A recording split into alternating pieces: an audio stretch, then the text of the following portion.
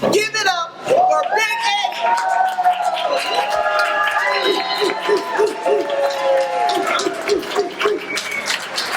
Thank you. Well, it's nice to be with you here in good old Cleveland, Ohio. Although I'm not a big fan of your quarterback, but your team's fine. Well, always good to start off on a controversial note, isn't it? I want to thank Nina for her advocacy for working folk in America.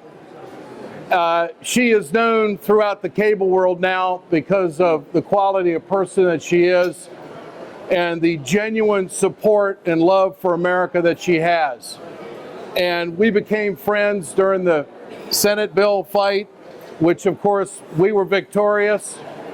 And we sent a message to the governor here in Ohio that you can't run over workers.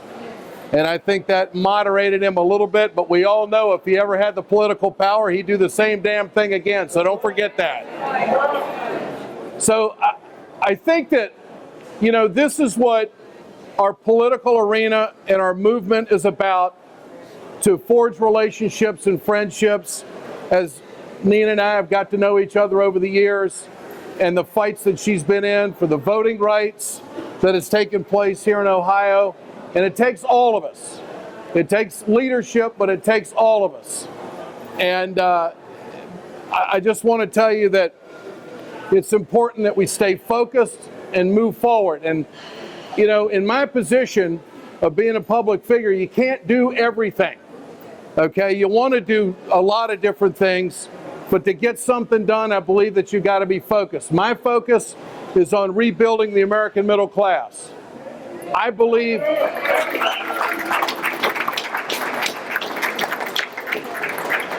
that the middle class in this country is under attack. And I believe that there are absolutes. There are rights and there are wrongs. And there are mistakes that are being made that have to be corrected as a country, as a working people.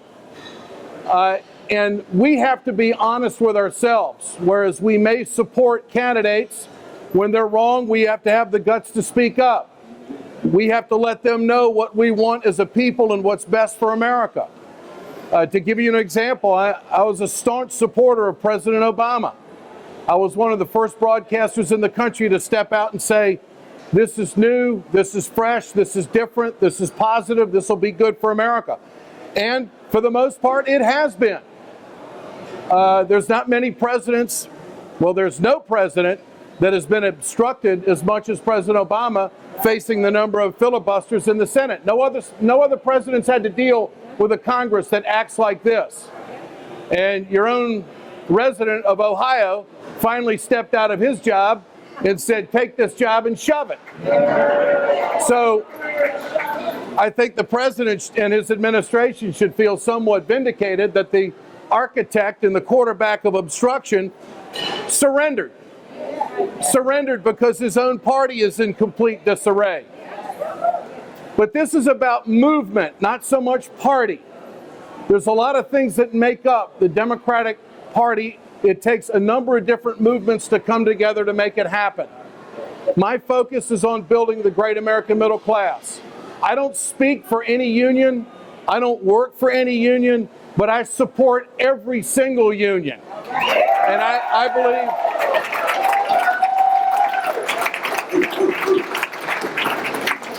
I believe that it's well documented that the conservative right wing in this country has orchestrated an attack on labor that is at the pinnacle right now, and it's going to come to even a greater head in 2016.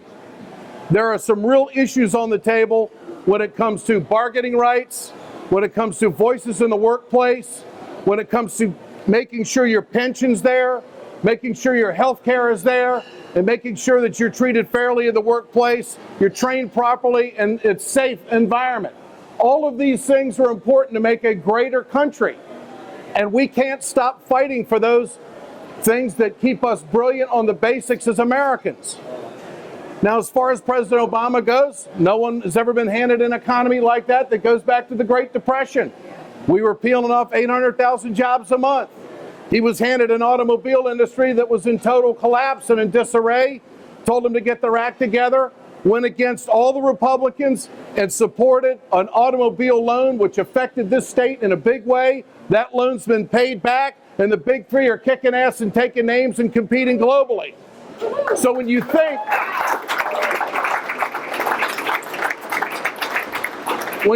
that government doesn't play a role, we're the government. The majority of Americans wanted to do something for the automobile industry, and we did.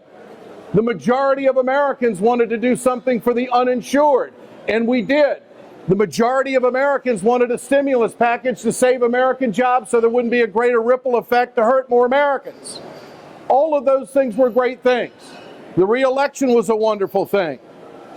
But we have to be honest with who we are, what we believe in, and what's important for America. As much as I support President Obama, and as much as I believe in the good things that he's done, he's wrong on trade.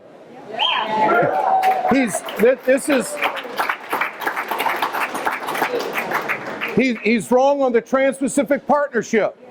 It's bigger than NAFTA. It's more injurious than CAFTA. The South Korean trade deal is wrong, and what we did with Central America is wrong. We are not protecting American workers, and we're not making sure that there is a level playing field of competition. These are all Wall Street deals that are driven to the top, that are driven to concentrate the wealth in this country and to create the haves and the have-nots, and you live it. You live it.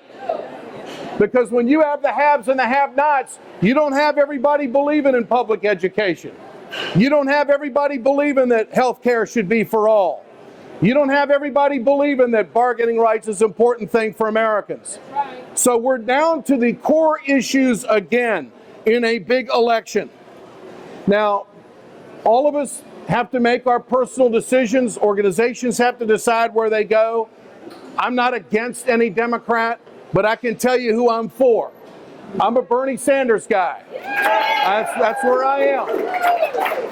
That doesn't mean that I wouldn't support any other candidate that's out there. But from a labor perspective, and labor sets the bar in this country for wages. Labor sets the bar in this country for working conditions. Labor sets the bar for the middle class in America.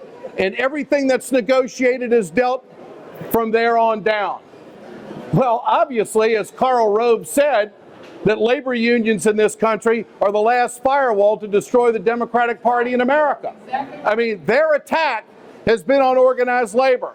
Why? Because we have the heart, soul, and desire and the priorities straight for America. We have unquestionably the proper focus that a rising tide lifts all boats and no one's left behind. And so, opportunity for all.